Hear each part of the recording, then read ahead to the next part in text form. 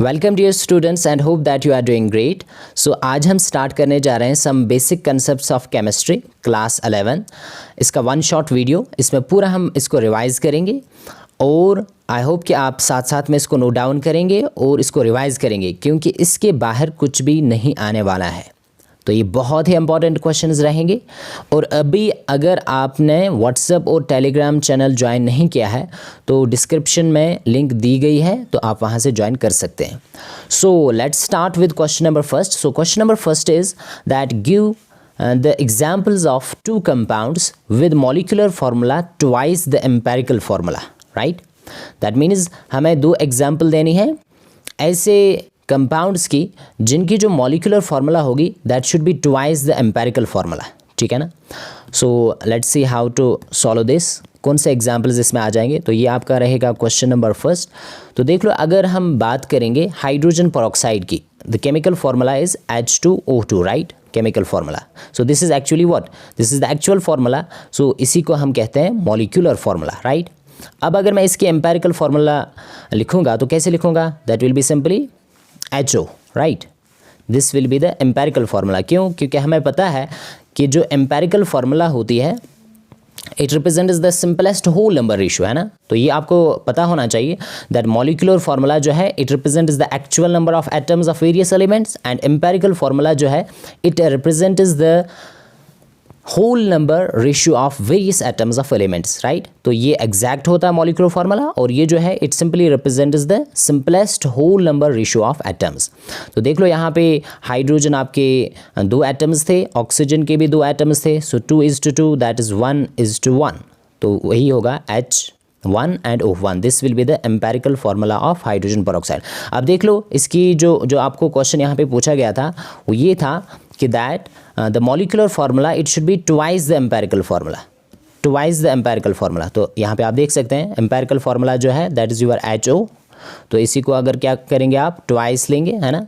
तो that means this will be the molecular formula that's H2O2 twice. तो ये एक एग्जाम्पल हुई। अब दूसरी एग्जाम्पल देंगे इसमें। Just we are having the acetic acid. Acetic acid जो है इसकी फार्मूला होती है CH3COOH, राइट। तो इसको हम लिख सकते हैं, इसमें दो कार्बन है सो दैट मीन्स C2, और हाइड्रोजन इसमें 4 है तो H4, ऑक्सीजन इसमें 2 है तो O2। C2H4O2 this is it is molecular formula, right. ये इसकी होगी actual formula, molecular formula acetic acid की। अब अगर इसी का एम्पेरिकल फार्मूला तो कैसे लिखेंगे, देखो कार्बन इसमें 2 है, हाइड्रोजन आपके पास 4 है, और ऑक्सीजन जो है वो भी 2 है।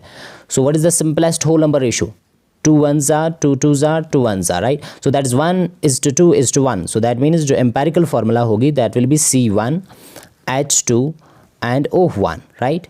तो ये है इसकी empirical formula. तो that means यहाँ पे भी जो molecular formula है that is double the empirical formula, that is twice the empirical formula, isn't it. empirical formula ये है, अगर इसको into 2 हम करेंगे तो फिर से क्या मिलेगा, हमें मिलेगा C2H4 and O2। तो that is the molecular formula। तो ये आप याद रखेंगे। these are the examples of two compounds whose molecular formula is twice the empirical formula। So hope कि आपको ये समझ में आया होगा। So then let's move to the next question. Next question आपका है that is give 2 examples of each pure substance and impure substance. ये तो बहुत ही ईजी है, आपको बताना है एग्जाम्पल्स ऐसे कंपाउंड्स की जो प्योर होंगे, 2 एग्जाम्पल उसके, और जो इम्प्योर सब्सटेंस होंगे। तो आपने ये पढ़ा होगा that we are having pure substance, just हमारे पास है element and compound. Element and compound जो है they are the examples of pure substances. So element जो होता है और जो कंपाउंड होता है ये आपके प्योर सब्सटेंसेस होते हैं। और नेक्स्ट जो दिया गया है that is the impure substance. तो उसमें आपका आ जाएगा मिक्सचर, जैसे आपके पास है homogeneous mixture and heterogeneous mixture. Homogeneous mixture and heterogeneous mixture they will be the examples of impure substances, right. तो आई होप ये आपको समझ में आया होगा, है ना। एक हमारे पास होता है प्योर सब्सटेंस, उसमें हमारे पास एलिमेंट्स आते हैं और कंपाउंड्स आते हैं। कंपाउंड भी प्योर सब्सटेंस होता है, राइट। उसके बाद जो आपके मिक्सचर्स होते हैं वो आपके इम्प्योर सब्सटेंसेस है। तो ये रहेगा आपका क्वेश्चन नंबर 2 इसका आंसर। उसके बाद है question number 3 that is this is very important, आपको डिटरमाइन करना है the empirical formula, right. Empirical formula निकालना आना चाहिए, ये एग्जाम में पूछा जाएगा। तो मैंने यहाँ पे लिया है oxide of an iron which has 69.9% iron and 30.1% oxygen by mass, right. तो देख लेते हैं इसकी एम्पेरिकल फार्मूला कैसे निकाली जाती है। तो यहाँ पे फिर से वापस आ जाएंगे।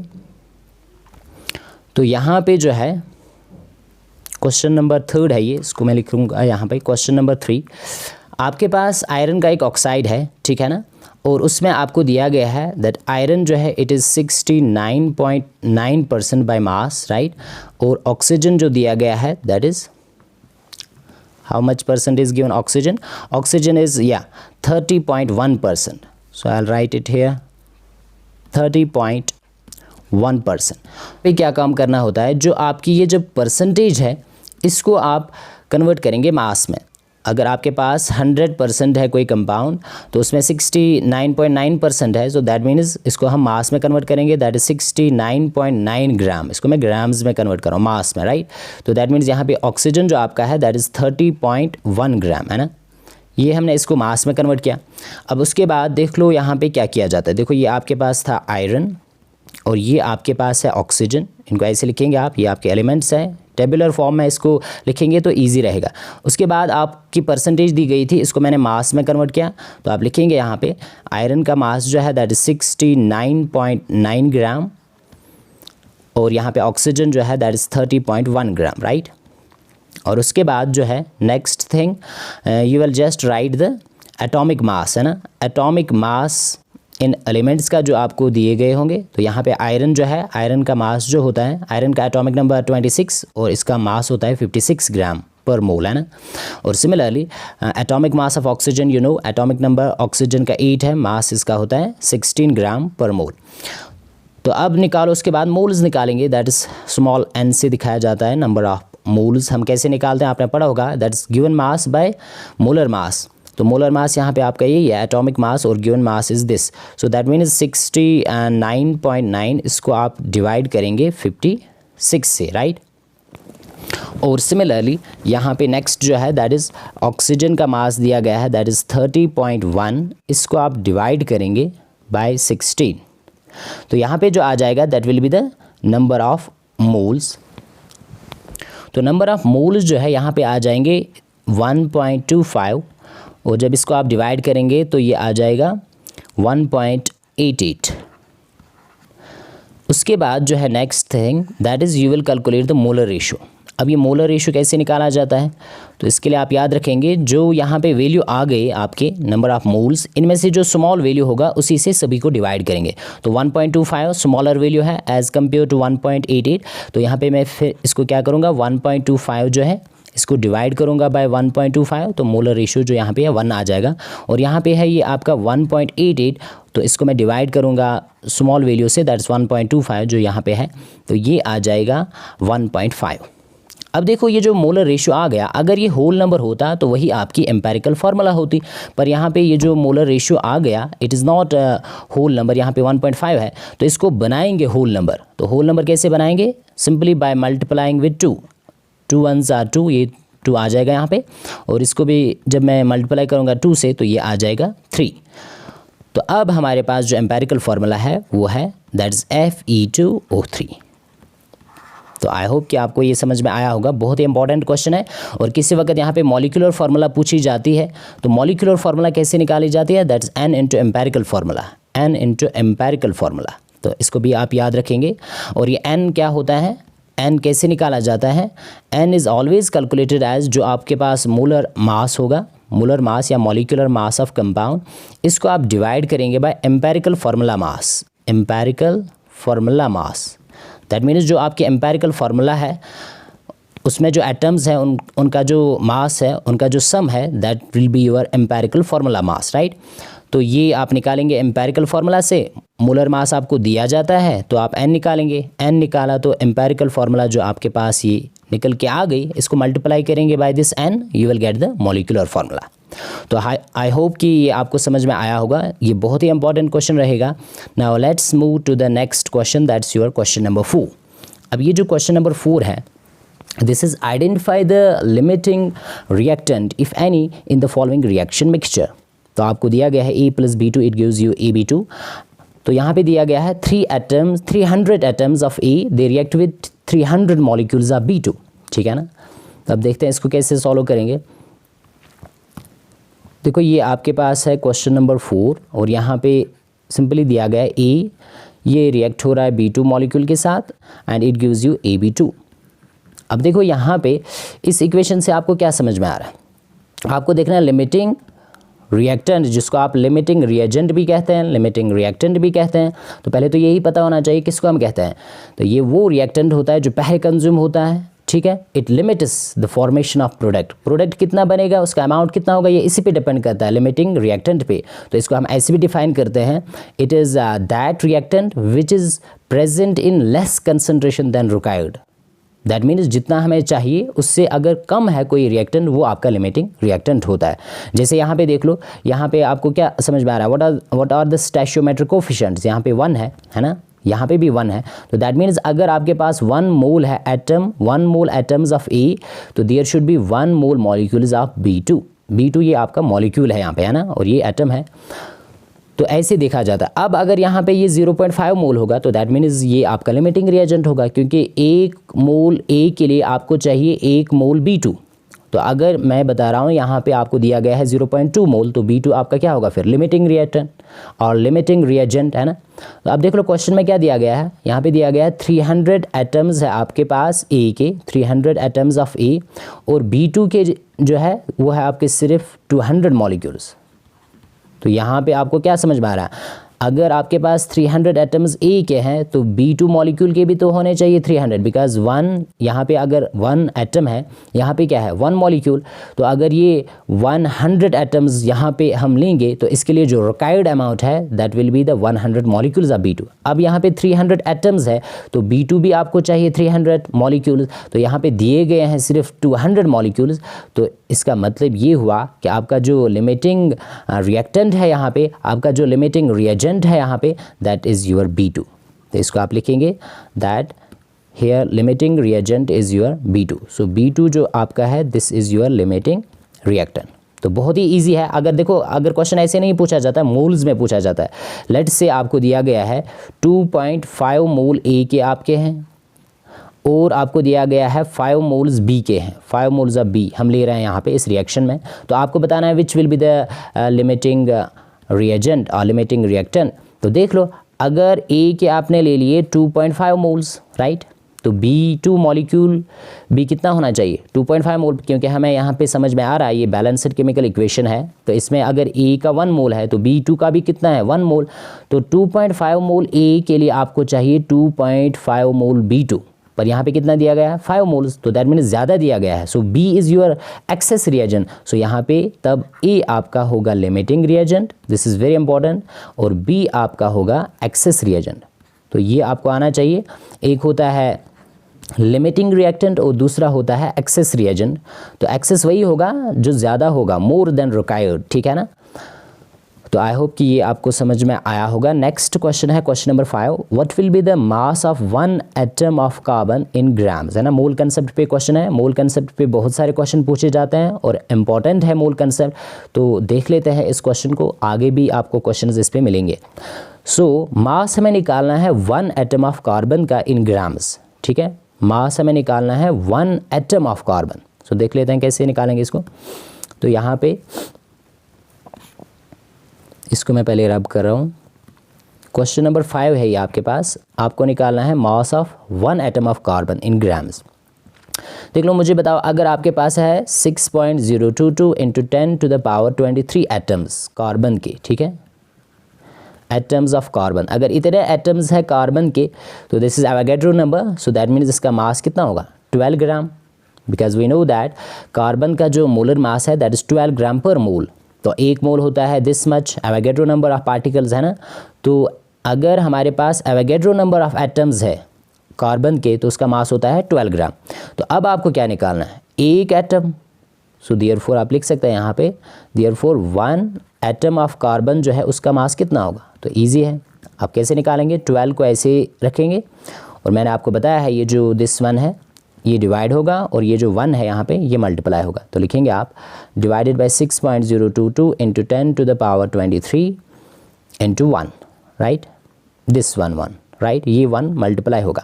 अब बताओ 12 को आप डिवाइड करेंगे, इसको आप ऐसे लिख सकते हैं 12 डिवाइडेड बाय 6.022। अब देख लो ये 10 टू द पावर 23 है, इसको जब हम ऊपर लाएंगे तो ये क्या बन जाएगा 10 टू द पावर -23, है ना।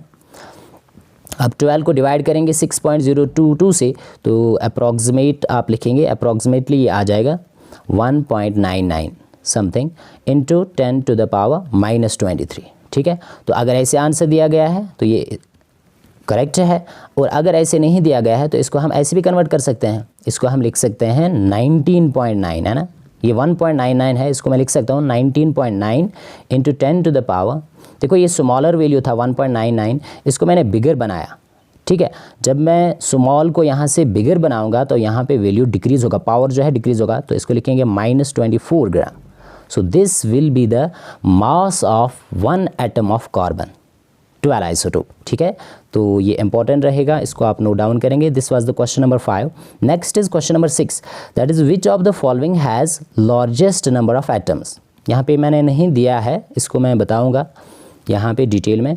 क्वेश्चन नंबर 6 जो आपका है इसमें आपको क्या बताना है, लार्जेस्ट नंबर ऑफ एटम्स। ये भी मोल कंसेप्ट पे है और इस पे क्वेश्चन ऐसे पूछा जाएगा, ये आपके टेक्स्ट बुक पे भी दिया गया है। फॉर एग्जांपल अगर आपके पास है 1 ग्राम ऑफ आयरन है आपके पास, ठीक है ना, लेट्स से आपके पास है 1 ग्राम ऑफ कॉपर है आपके पास, लेट्स से आपके पास है 1 gram of aluminium, let's say आपके पास है 1 gram of lithium.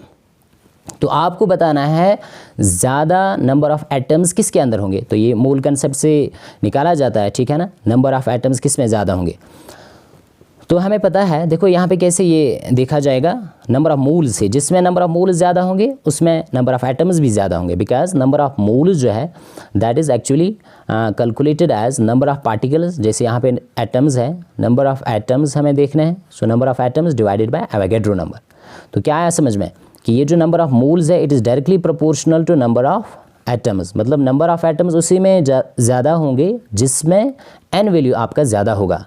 So more the n value, more the number of moles, more will be the number of atoms. और आपको तो वही बताना है मैक्सिमम नंबर ऑफ एटम्स किसके अंदर होंगे, तो निकालो, सिंपली मोल्स निकालेंगे। तो देखो मोल्स कैसे निकाला जाता है, that is given mass divided by molar mass, right. Given mass आपको यहाँ पे दिया गया है, आयरन में 1 ग्राम है, सभी में 1 ग्राम दिया गया है, डिवाइडेड बाय मोलर मास। तो आयरन का मोलर मास कितना होता है, आयरन का एटॉमिक नंबर 26 और मास होता है 56 ग्राम, ठीक है। ये आयरन के लिए है, आयरन के लिए, राइट। अब नेक्स्ट बता दो, आयरन के बाद आपके पास है कॉपर। तो कॉपर में आपको निकालना है नंबर ऑफ मोल्स, कैसे निकालेंगे, given mass that is 1 gram divided by molar mass, molar mass इसका होता है 63 ग्राम। तो ये कॉपर के लिए अभी वैल्यू नहीं निकालेंगे, बस ऐसे ही लिखो इनको। उसके बाद आपके पास अल्मोनियम है, अल्मोनियम जो है इसके लिए नंबर ऑफ मोल्स कैसे निकालेंगे, that is given mass 1 gram divided by molar मास इसका होता है 27 ग्राम पर मोल। तो ये है इसके लिए नंबर ऑफ मोल्स कैसे निकालेंगे। Similarly number of moles for lithium, lithium के लिए होगा 1 ग्राम डिवाइडेड बाय मोलर मास, इसका होता है 7 ग्राम। अब ज़रा देख लो यहाँ पे मैंने बताया जिसमें नंबर ऑफ मोल्स ज़्यादा होंगे उसी में मैक्सिमम नंबर ऑफ एटम्स होंगे, उसी में ज़्यादा नंबर ऑफ एटम्स होंगे। तो देख लो यहाँ पे 1 को डिवाइड किया गया है 56 से, वैल्यू बहुत कम आ जाएगा। यहाँ पे 1 डिवाइडेड बाय 63 है और कम आ जाएगा। यहाँ पे 1 डिवाइडेड बाय 27 है, तो इसमें भी हाँ थोड़ा सा बड़ा वैल्यू आ जाएगा। और सबसे बड़ा वैल्यू किस में आ जाएगा, इसमें 1 डिवाइडेड बाय 7 यहाँ पे बहुत ही ज़्यादा वैल्यू आ जाएगा नंबर ऑफ मोल का, क्योंकि 1 को डिवाइड करना है 7 से। यहाँ पे देख लो 1 को 27 से डिवाइड करना है, यहाँ पे 1 को 56 से। तो अगर मैं यहाँ पे ऑर्डर लिखूँगा, कि सबसे ज़्यादा जो है नंबर ऑफ एटम्स किस में होंगे, तो पहले होंगे लिथियम में 1 ग्राम ऑफ लिथियम, उसके बाद जो है आपका that is 1 gram of aluminium, और उसके बाद है 1 ग्राम ऑफ आयरन, और उसके बाद होगा आपका कॉपर। तो कॉपर में सबसे कम नंबर ऑफ एटम्स होंगे, इसको आप याद रखेंगे, बहुत ही ज़्यादा इंपॉर्टेंट रहेगा ये, ठीक है। तो ये हुआ कैसे हम निकालते हैं मैक्सिमम नंबर ऑफ एटम्स। तो यहाँ पे किसी वक्त क्वेश्चन फिर पूछा जा सकता है, आपको एटम्स नहीं निकालना है, मॉलिक्यूल्स निकालना है, तो ऐसे ही निकालेंगे आप, है ना। इस फॉर्मूला को याद रखेंगे, नंबर ऑफ मोल्स जो है it's always equal to number of atoms divided by Avogadro number. और आपने क्या याद रखा, नंबर ऑफ मोल्स जो है it is equal to given mass by molar mass. और नेक्स्ट थर्ड फार्मूला क्या होती है, नंबर ऑफ मोल्स जो होता है that is given volume divided by gram molar volume. तो ये आगे देखेंगे हम। अभी नेक्स्ट क्वेश्चन पे चलते हैं। तो ये आपका था क्वेश्चन नंबर 6, ये हमने सॉल्व किया। Now let's move towards question number 7।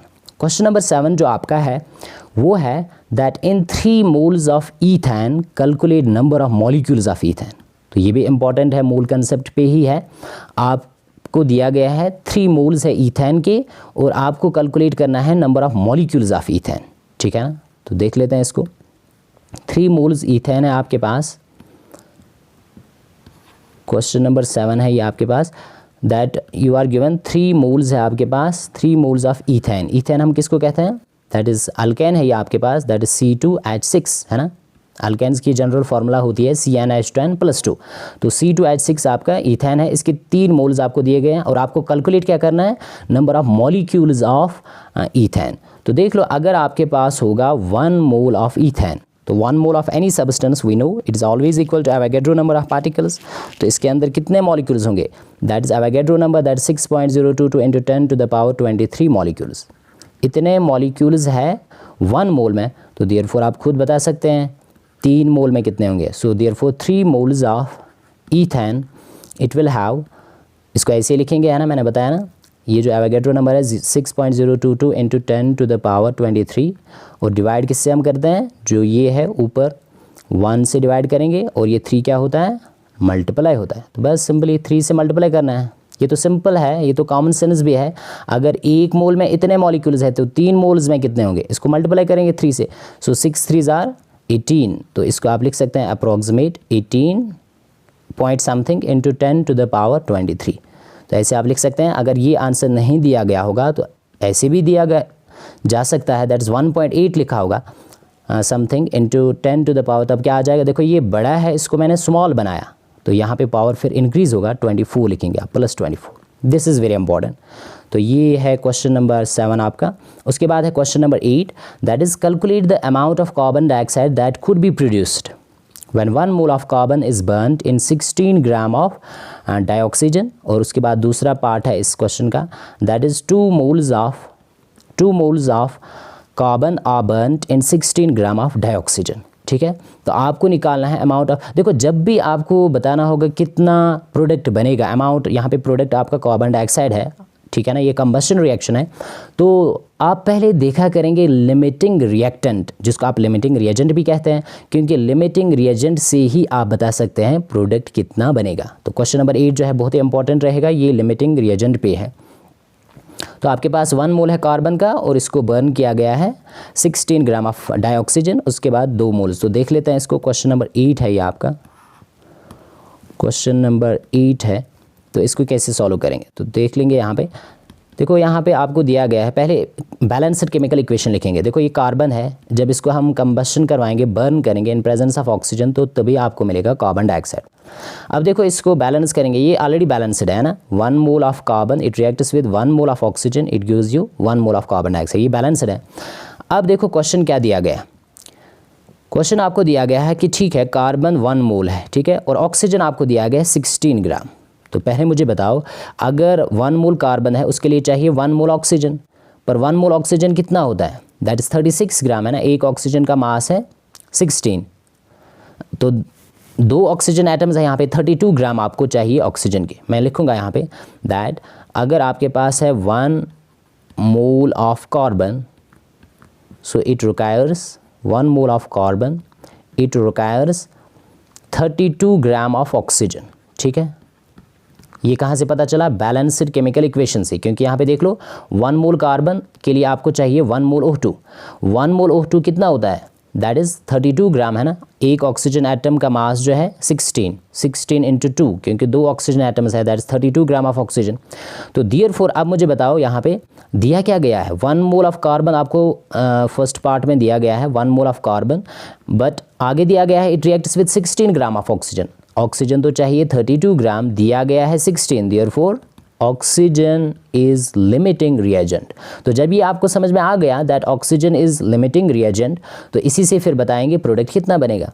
तो देख लो, अगर आपके पास ऑक्सीजन था 32 ग्राम, ठीक है ना, तब कार्बन डाइऑक्साइड कितना मिलता है 1 मोल। 1 मोल कितना होता है, दैट इज 44 ग्राम, इसका मोलर मास है ना।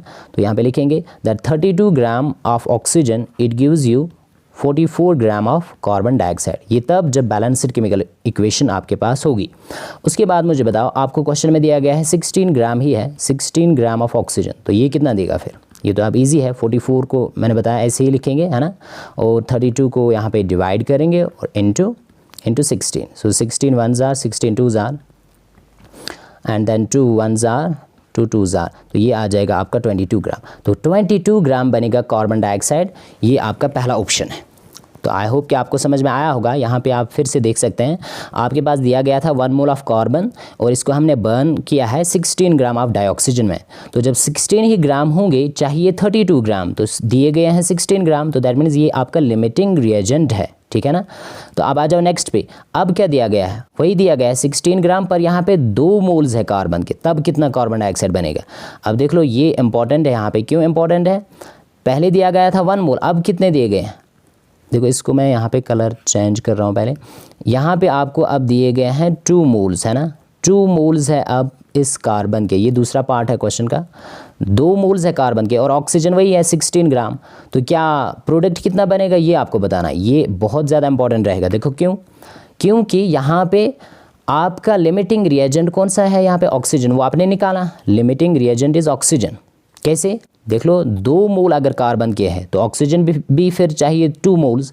अगर 2 मोल्स ऑक्सीजन आप लेंगे, 1 मोल ऑक्सीजन का मास होता है 32 ग्राम, तो 2 मोल ऑक्सीजन के लिए कितना मास होगा 64 ग्राम। तो दिया कितना गया है 16 ग्राम, तो दैट मीन्स ऑक्सीजन आपका लिमिटिंग रिएजेंट है। अगर ऑक्सीजन लिमिटिंग रिएजेंट है तो प्रोडक्ट कितना बनेगा, ये इसी पे डिपेंड करेगा, इजंट इट, ये इसी पे डिपेंड करेगा। तो देख लो, that means 32 gram of O2 it gives you 44 gram of oxygen, तो 16 ग्राम कितना देगा 22 ग्राम। तो दैट मीन्स चाहे आप यहाँ पे 1 मोल ले लो, चाहे आप यहाँ पे 2 मोल्स कार्बन ले लो, चाहे आप 3 मोल्स ले लो, थर्ड पार्ट में खुद बना रहा हूँ इसका, अगर 3 मोल्स हम लेंगे, 3 मोल्स ऑफ कार्बन, या चाहे आप 4 मोल्स ले रहे हैं, प्रोडक्ट हमेशा इतना ही कार्बन डाइऑक्साइड बनेगा, दैट इज 22 ग्राम। तो दैट मीन्स जो आपका सेकंड पार्ट है उसका भी आंसर आ जाएगा 22 ग्राम। आई होप कि ये आपको समझ में आया होगा, ये इंपॉर्टेंट है। देखो फिर से मैं बता रहा हूँ, प्रोडक्ट कितना बनेगा ये लिमिटिंग रिएजेंट पे डिपेंड करता है। यहाँ पे कार्बन आपका एक्सेस रिएजेंट है, चाहे आप इसको और कितने मोल्स बढ़ा दो, यहाँ पे 1 मोल था, उसके बाद 2 मोल्स, उसके बाद आपने 3 मोल्स ले लिए, 4 ले लो, कितने भी मोल्स ले लो, प्रोडक्ट कार्बन डाइऑक्साइड इतना ही बनेगा 22 ग्राम। तो दोनों का आंसर जो है वो सेम है 22 ग्राम, बिकॉज लिमिटिंग रिएजेंट यहाँ पे आपका O2 है। तो ये क्वेश्चन भी इंपॉर्टेंट रहेगा। अब देख लो यहाँ पे नेक्स्ट जो है आपका, that is you have to calculate the total number of electrons, protons and neutrons. ये क्वेश्चन बहुत ही इंपॉर्टेंट रहेगा, इसको आप लिखेंगे। आपको निकालना है number of electrons, protons and neutrons present in 1.4 gram of nitrogen gas. ये दिया गया है नाइट्रोजन गैस, ठीक है, इसको याद रखेंगे, यहाँ पे गैस है, नाइट्रोजन गैस। इसमें आपको बताने हैं इलेक्ट्रॉन्स, प्रोटॉन्स एंड न्यूट्रॉन्स, तो ये भी मोल कंसेप्ट पे ही है। तो देख लेते हैं इसको कैसे सॉल्व करेंगे। क्वेश्चन नंबर 9 यहाँ पे लिखेंगे इसको। देखो आपके पास दिया गया है 1.4 ग्राम है नाइट्रोजन गैस का, नाइट्रोजन गैस लिखेंगे हम N2, isn't it, nitrogen exists as diatomic gas. इसमें हमें निकालना है number of electrons, protons and neutrons. तो पहले तो निकालो, इसमें नंबर ऑफ मॉलिक्यूल्स निकालेंगे, फिर एटम्स, फिर निकालेंगे electron, proton, neutron. This is the very important point जो यहाँ पे आप नोट डाउन करेंगे। जब भी आपको पूछे जाते हैं इलेक्ट्रॉन्स, प्रोटॉन्स, न्यूट्रॉन्स, तब आप क्या निकालेंगे, पहले निकालो मॉलिक्यूल्स, ताकि क्वेश्चन आपका गलत ना हो जाए। उसके बाद आप निकालेंगे एटम्स और उसके बाद आप आ जाएंगे सब एटॉमिक पार्टिकल्स पे, दैट इज चाहे इलेक्ट्रॉन निकालना होगा, प्रोटॉन निकालना होगा, ठीक है ना, या न्यूट्रॉन निकालना होगा। तो देख लो यहाँ पे आपके पास है 1.4 ग्राम ऑफ नाइट्रोजन। पहले मुझे बताओ 1 mole of nitrogen, 1 mole of nitrogen that is N2। N2 का मोलर मास कितना होता है, nitrogen atomic number 7, mass is 14 ग्राम, तो ये N2 है डाई एटॉमिक, सो 14 × 2 दैट्स 28। तो मैं लिखूंगा यहाँ पे that 28 gram of nitrogen gas, it contains how much, Avogadro number of molecules that 6.022 × 10⁻23 molecules. इतने मॉलिक्यूल्स होंगे किसमें, 28 ग्राम ऑफ नाइट्रोजन गैस में। अब आपको क्या दिया गया, आपको दिया गया 1.4 ग्राम में कितने होंगे, तो आप लिखेंगे 1.4 ग्राम ऑफ नाइट्रोजन गैस इसके अंदर होंगे, इसको ऐसे लिखेंगे that is 6.022 into 10 to the power 23, और इसको डिवाइड किससे करेंगे, मैंने बताया जो एबो है इसको डिवाइड करेंगे 28 और मल्टीप्लाई किससे करेंगे 1.4 से, ठीक है। तो देख लो ये है 1.4, इसको मैं ऐसे भी लिख सकता हूँ 1.4 के बदले में लिख सकता हूँ 14 इंटू 10 टू द पावर -1, ठीक है। अब देख लो 14 1s are 14 2s are, ठीक है।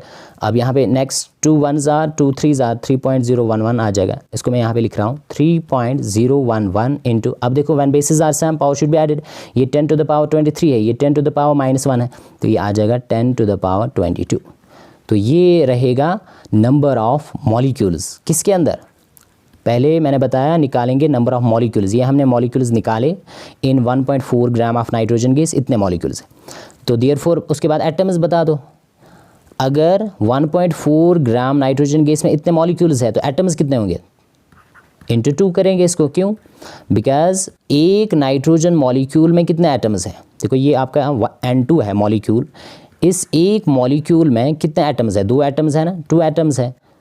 अगर एक मॉलिक्यूल में 2 एटम्स है तो इतने मॉलिक्यूल्स में कितने एटम्स होंगे, इसको इंटू 2 करेंगे, तो लिखो that is twice into 3.011 into 10 to the power 23, तो ये आ जाएंगे number of atoms, right.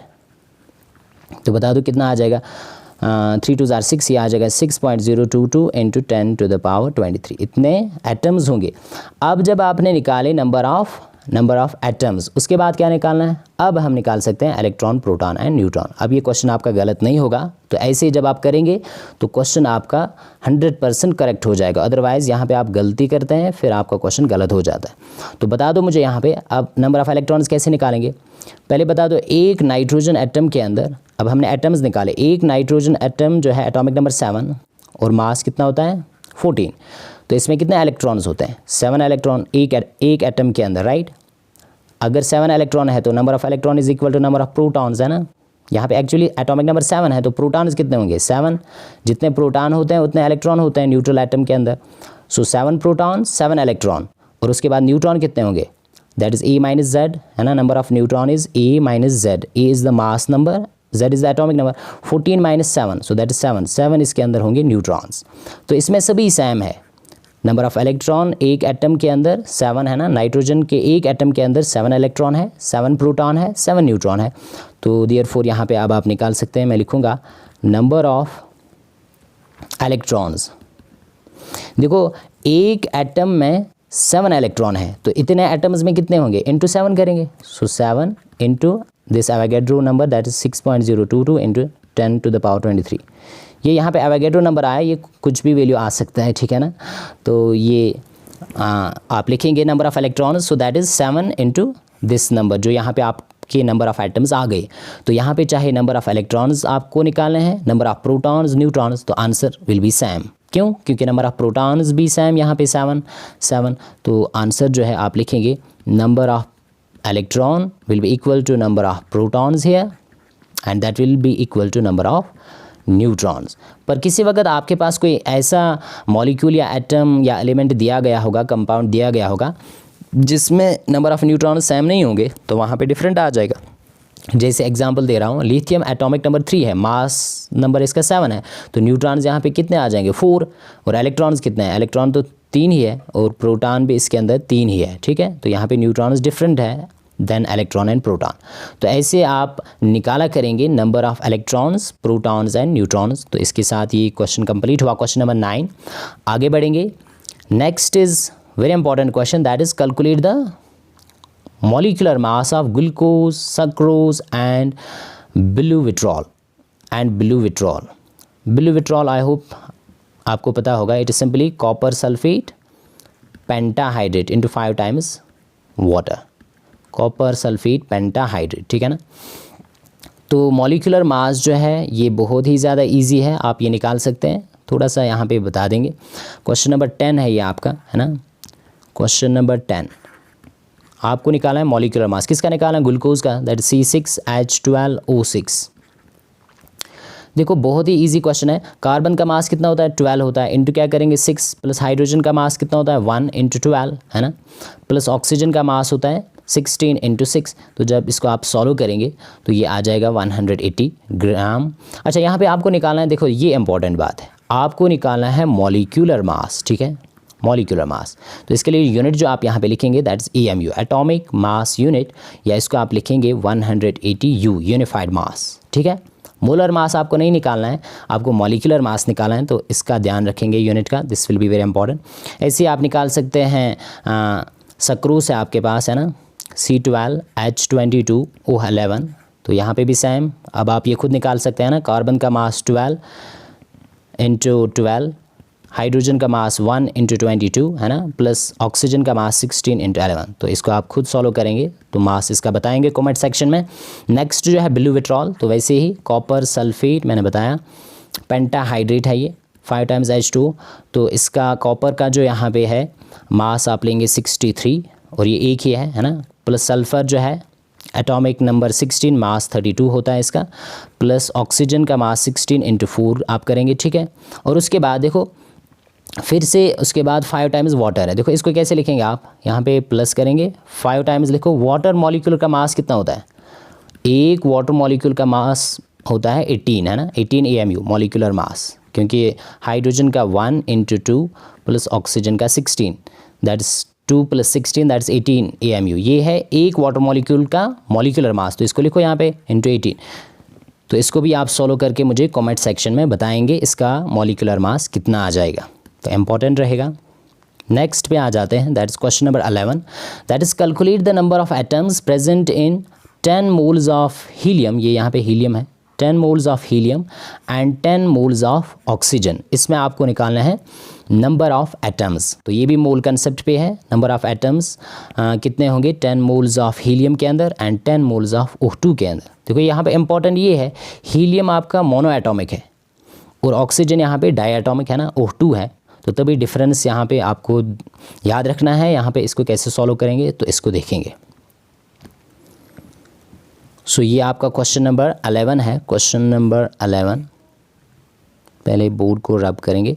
Question number 11, तो देख लो इसको कैसे यहाँ पे सॉल्व किया जाएगा। क्वेश्चन नंबर 11 आपके पास है 10 मोल्स है ना, 10 मोल्स किस किस के दिए गए हैं, 10 मोल्स ऑफ हीलियम आपको दिया गया है एंड O2 आपको दिया गया।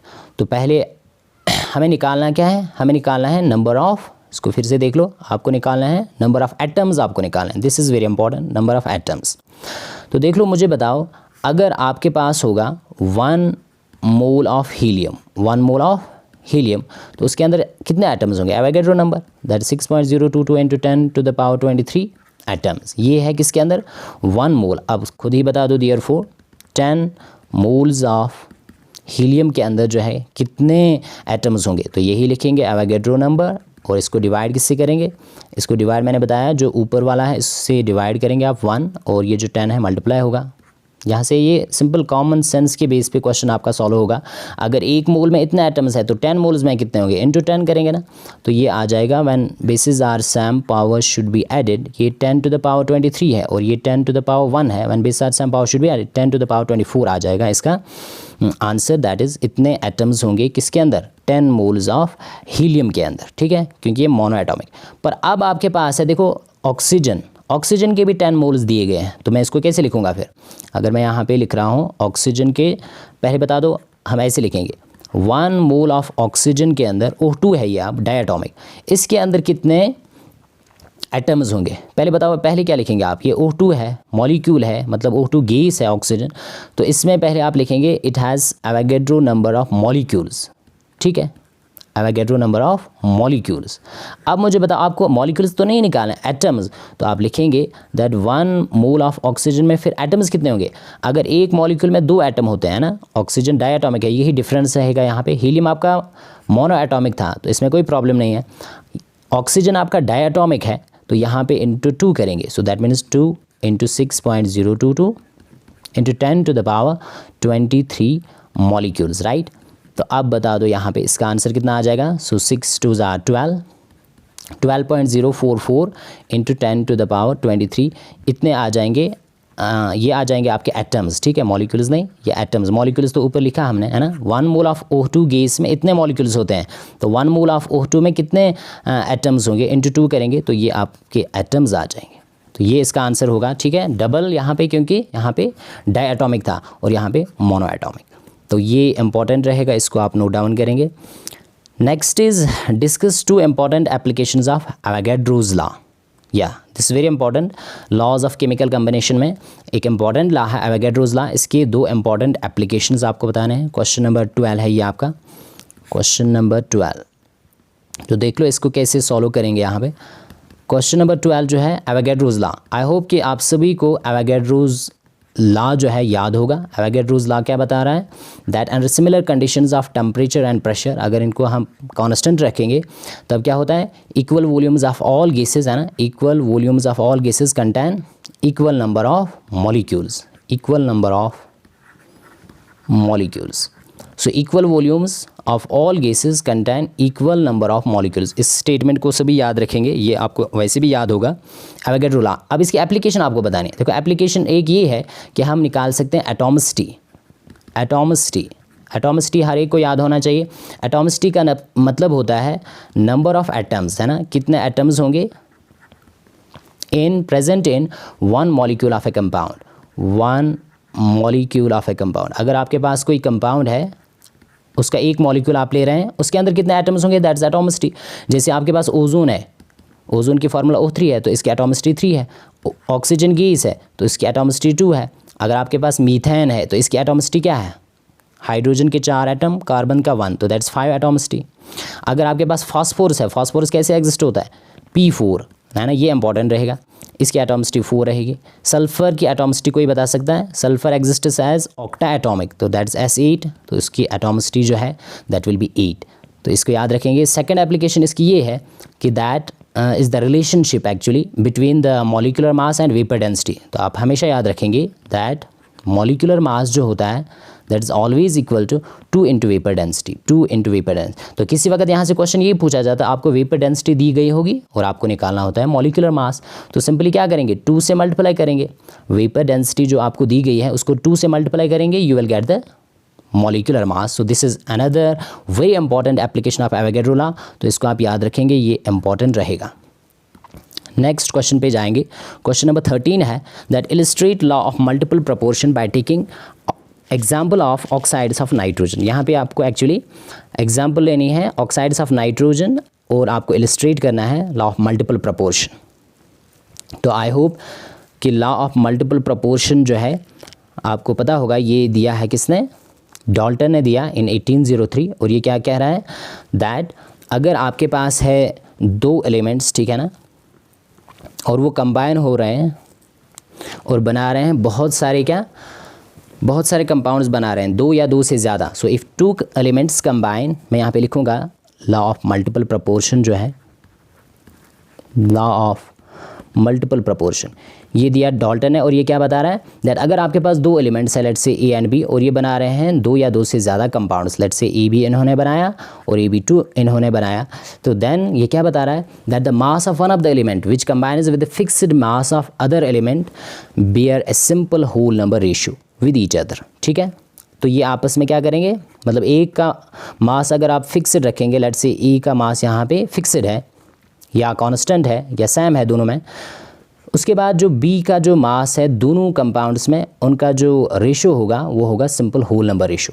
मास का रेशो जो होगा that will be simple whole number ratio. तो अब देख लो यहाँ पे हमें इसको एक्सप्लेन करना है by taking example of oxides of nitrogen. तो देख लेते हैं, नाइट्रोजन जो है बहुत सारे ऑक्साइड्स बनाता है, जैसे आपके पास है नाइट्रस ऑक्साइड NO, ठीक है, next is nitric oxide that's NO, next आपके पास है डाई नाइट्रोजन ट्राइऑक्साइड, सिमिलरली ये बनाता है नाइट्रोजन डाइऑक्साइड NO2, या आप इसको कह सकते हैं N2O4 die nitrogen tetra oxide and die nitrogen penta oxide. ठीक है, ये आपके बहुत सारे ऑक्साइड्स, 5 ऑक्साइड्स बनाता है आपका नाइट्रोजन। तो अब यहाँ पे देखो लॉ ऑफ मल्टीपल प्रोपोर्शन कैसे अप्लाई करेंगे। तो पहले लिखेंगे नाइट्रोजन का मास, है ना, नाइट्रोजन का मास, उसके बाद लिखेंगे ऑक्सीजन का। तो देख लो यहाँ पे नाइट्रोजन 2 है, तो दैट मीन्स मास कितना है, 28 पार्ट्स है मास, और यहाँ पे 16 एक ही ऑक्सीजन एटम है ना। अब नेक्स्ट बता दो, यहाँ पे नाइट्रोजन एक है तो 14 पार्ट्स है मास, और यहाँ पे 16, एक ही ऑक्सीजन है ना। यहाँ पे अब नाइट्रोजन 2 है तो that's 28 parts mass of nitrogen, और ऑक्सीजन का जो यहाँ पे मास है दैट इज़ 48, क्योंकि यहाँ पे 16 × 3, और यहाँ पे N2 है तो दैट इज सेम 28, और O4 है तो O4 जो आपका यहाँ पे कितना मास आ जाएगा, दैट 16 × 4 दैट 64, और यहाँ पे भी 28 पार्ट्स है नाइट्रोजन का मास, और यहाँ पे 80 पार्ट्स है द मास ऑफ ऑक्सीजन। अब देखो यहाँ पे ये क्या बता रहा था, law of multiple proportion, that the if the mass of one of the element है ना। देखो अब यहाँ पे एक का मास तो फिक्स करना है, यहाँ पे किसी का मास अभी फिक्स नहीं है तो हमें खुद करना पड़ेगा फिक्स। तो इसको लिखेंगे आप दैट लेट नाइट्रोजन का जो मास है वो हमने फिक्स किया कितना, 14। देखो फिक्स कैसे किया जाता है, यहाँ पे 28 था, मैंने नाइट्रोजन का मास अब फिक्स किया कितना, 14, मतलब इसका हाफ ले लिया, तो ऑक्सीजन का भी कितना आ जाएगा, हाफ आ जाएगा। यहाँ पे आप लिखेंगे देन ऑक्सीजन का जो मास है वो आ जाएगा 8 पार्ट्स, क्योंकि ये 28 था, इसका मैंने हाफ किया 14, तो ऑक्सीजन 16 था, इसका हाफ कितना आ जाएगा, 8। नेक्स्ट बता दो, ये 14 ऑलरेडी है, इसके साथ कुछ भी नहीं करना है, 14 रखो और यहाँ पे 16 ही रखो। अब ये 28 था, इसका हाफ 14, और 48 का हाफ कितना आ जाएगा, 24 आ जाएगा, है ना। उसके बाद ये 28 था, इसका भी हाफ 14, तो 64 का हाफ कितना आ जाएगा, 32, है ना। उसके बाद ये 28 था, तो यहाँ पे भी इसको हमने फिक्स किया 14, दैट मीन्स इसका हाफ, तो 80 का हाफ जो है दैट इज़ 40। तो अब देख लो यहाँ पे जो हमने नाइट्रोजन का मास जो है वो फिक्स किया 14 हर एक में, यहाँ पे आप देख सकते हैं 14 हर एक का मास हमने नाइट्रोजन का फिक्स किया। अब बता दो ऑक्सीजन का मास रेशो, देखो यहाँ पे क्या है, 8 है पहले ऑक्साइड में, उसके बाद नेक्स्ट ऑक्साइड में 16, फिर 24, फिर 32 और फिर 40। तो देख लो रेशो क्या आ गया, 8 1s are 8, 8 2s are 8 3s are 8 4s are 32, 8 5s are 40। तो सिंपल रेशो यहाँ पे आ गया। तो इससे इलिस्ट्रेट होता है, इससे कंफर्म होता है लॉ ऑफ मल्टीपल प्रोपोर्शन। तो ये आप लिखेंगे, बहुत ही इंपॉर्टेंट रहेगा। ये आपका था that law of multiple proportion by taking example of oxides of nitrogen, question number 13। अब आ जाते हैं नेक्स्ट क्वेश्चन, क्वेश्चन नंबर 14 पे। क्वेश्चन नंबर 14 जो आपका है वो है what is the difference between molar mass and molecular mass.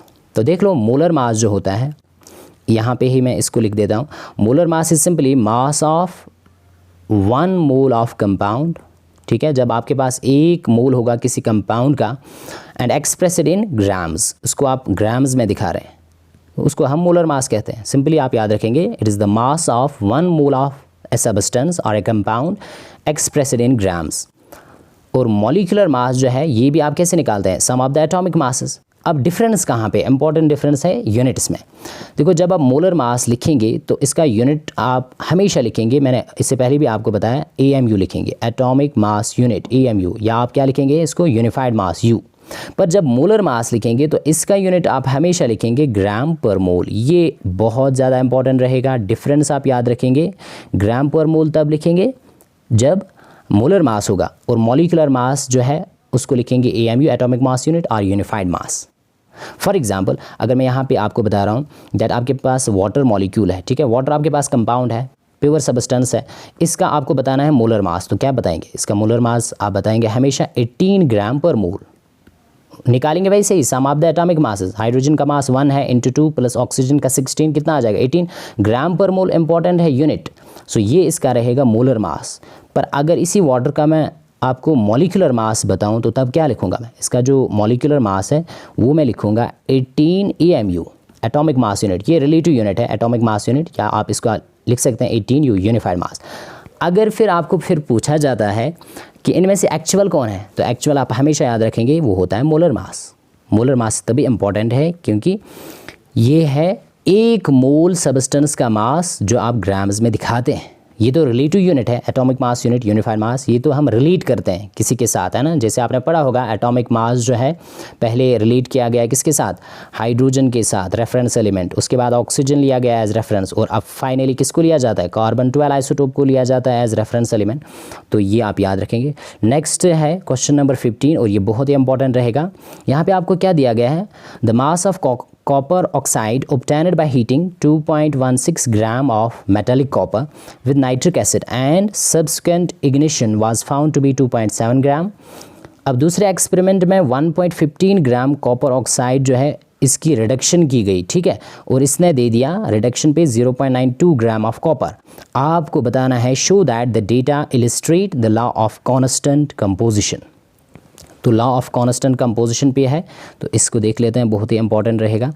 Question number 15, पहले आप मुझे बताएंगे हाँ लॉ ऑफ कांस्टेंट कंपोजिशन क्या कहता है ना, ये इसी पे है, लॉ ऑफ कांस्टेंट कंपोजिशन, या इसको आप क्या कहते हैं, लॉ ऑफ डेफिनिट प्रोपोर्शन और law of definite proportion, law of definite proportion, या इसको आप ऐसे भी कह सकते हैं लॉ ऑफ कांस्टेंट प्रोपोर्शन, या इसको आप कह सकते हैं लॉ ऑफ कांस्टेंट कंपोजिशन या लॉ ऑफ डेफिनिट कंपोजिशन।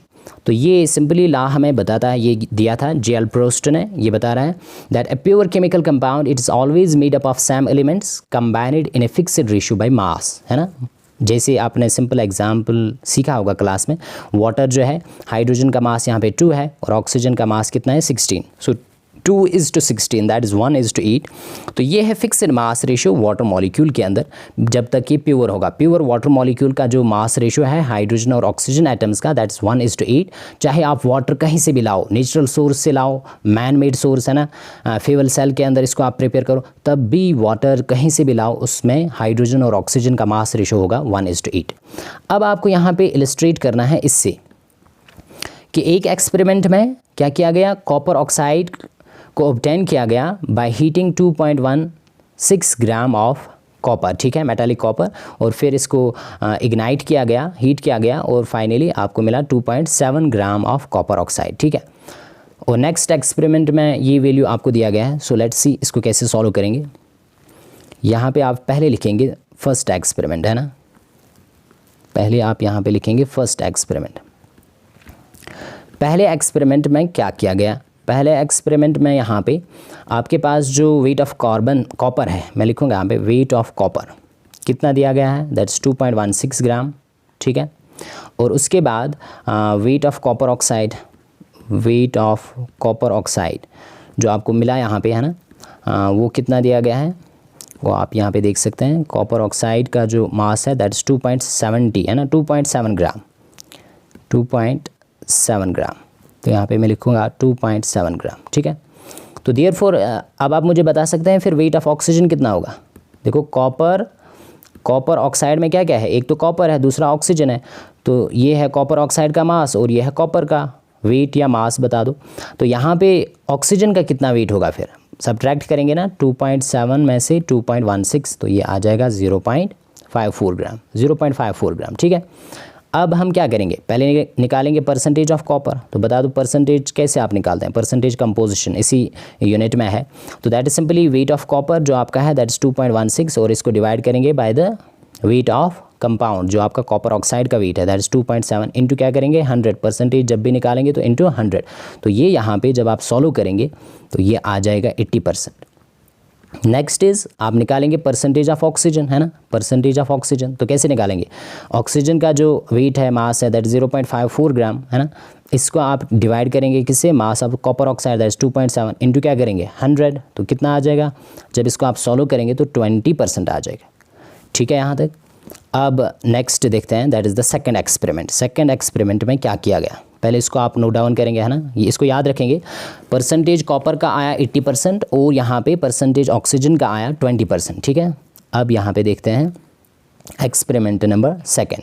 तो एक्सपेरिमेंट नंबर सेकंड जो है उसमें आपको दिया गया है यहाँ पे, पहले इसको रब करेंगे, हाँ एक्सपेरिमेंट सेकंड उसमें आपको दिया गया है weight of copper oxide, weight of copper oxide आपको दिया गया है। मैं यहाँ पे देखता हूँ कॉपर ऑक्साइड का जो वेट आपको दिया गया है दैट इज़ 1.15 ग्राम, है ना, 1.15 ग्राम कॉपर ऑक्साइड का वेट है 1.15 ग्राम। और नेक्स्ट जो आपको दिया गया है that is weight of copper, weight of copper that is 0.92 gram.